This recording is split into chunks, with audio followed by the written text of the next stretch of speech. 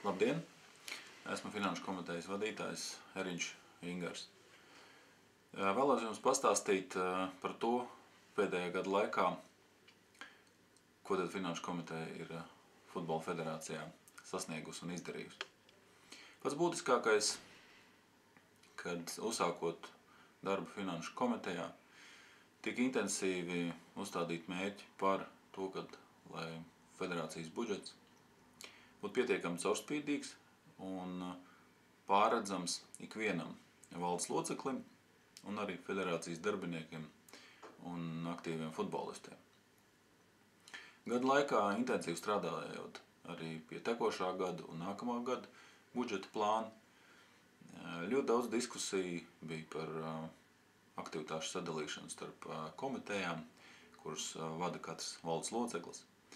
Tika izstrādāti vajadzības, kuras bija saskaņotas valdes sēdēs ar stratēģijām, un tika apvienots kopējā budžetā.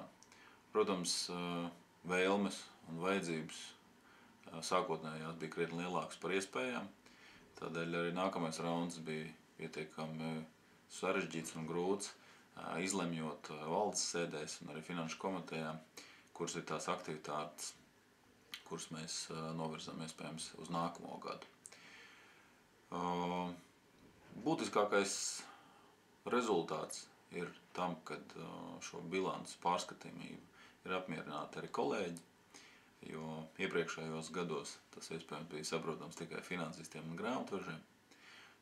Šis veids, kā mēs šogad esam sastādījuši, ir pārskatāmāks, vienkāršāks un jebkuram uzskatāms līdzeklis, lai saprastu, cik tad kuras aktivitātes federācijā maksā.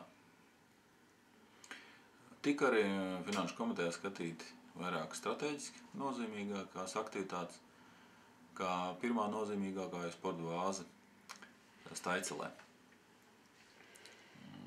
Tika diskutēts par līdzekļu apjomiem, kurus novirzam attīstībai, uzturēšanai, infrastruktūrai. Ļoti būtiski izveidojusies bāze, kas ir nepieciešama mūsu visām izlasēm.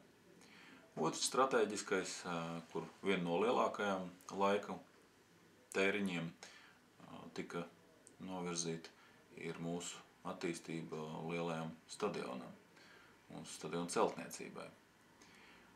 Un pirmais posms ir uzsācies pie skiču projekta izstrādes, darbs ar arhitektiem, mūsu vietējiem arhitektiem, konsultācijas ar mūsu starptautiskiem ekspertiem, tā skaitā UEFA, un ir iegūts finansējums šīm aktivitātēm. Protams, finansējums nav bezizmēra, tādēļ arī šī finansējuma ietvarās ir jāskatās, ko mēs varam finansēt un ko mēs nevaram šī skiču projekta izstrādes posmā finansēt. Tā skaitā Finanšu komitejā tika risināts arī ļoti daudz operatīvās jautājumus, kur ir iesnieguši citi valdes locekļi, darbinieki, un pietiekami veiksmīgi ir atrisināts un ir gūts pozitīvs atsauksmes no kolēģiem. Tādēļ vērtēju šo gadu komitejā ļoti veiksmīgi, un prieks, kad ir gūts atzinums no mūsu kolēģiem par padarīto darbu.